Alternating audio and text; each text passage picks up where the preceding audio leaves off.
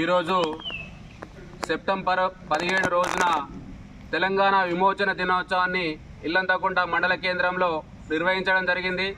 మనకు స్వాతంత్రం 1947 ఆగస్టు 15 వచ్చినప్పటికీ కూడా అప్పటికి కూడా హైదరాబాద్ సంస్థానం రజాకార్ల యొక్క ఆధీనంలో ఉండే.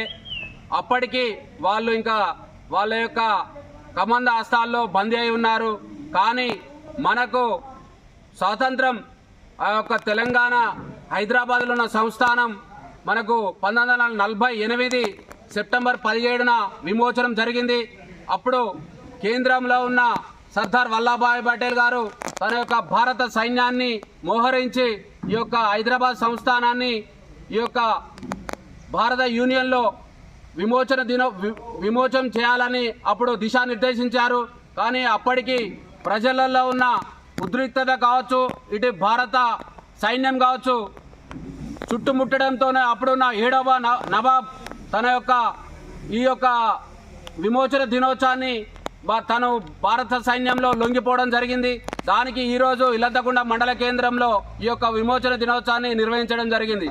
కానీ అప్పుడున్న రజాకార్లను మనకు పక్కనే ఉన్న పరకాల కావచ్చు, బైరాన్పల్లిలో కావచ్చు, వాళ్ళు అప్పుడు రజాకార్ల పైన చేసిన పోరాటం అంతా ఇంత కాదు. ఎందుకంటే వాళ్లకు ఆయుధాలు ఏమున్నాయంటే, మనం అందరం వ్యవసాయ కుటుంబం తెలంగాణ సాయుధ పోరాటంలో పాల్గొన్న వాళ్ళు ఓన్లీ కత్తులు, కొడవన్లు, కారప్పొడితోనే యుద్ధం చేసి వాళ్ళ యొక్క సైన్యాన్ని నిర్వహించడంలో ముందుండి ఈరోజు స్వేచ్ఛా స్వాతంత్రం వాయులు మనం పీల్చుకుంటున్నాం. కాబట్టి వాళ్ళందరికీ ఈ రోజున మనస్పందాలు తెలియజేస్తూ ఇల్లంతకుంట మండల కేంద్రంలో ఈ యొక్క విమోచన దినోత్సవాన్ని ఘనంగా నిర్వహించడం జరిగింది.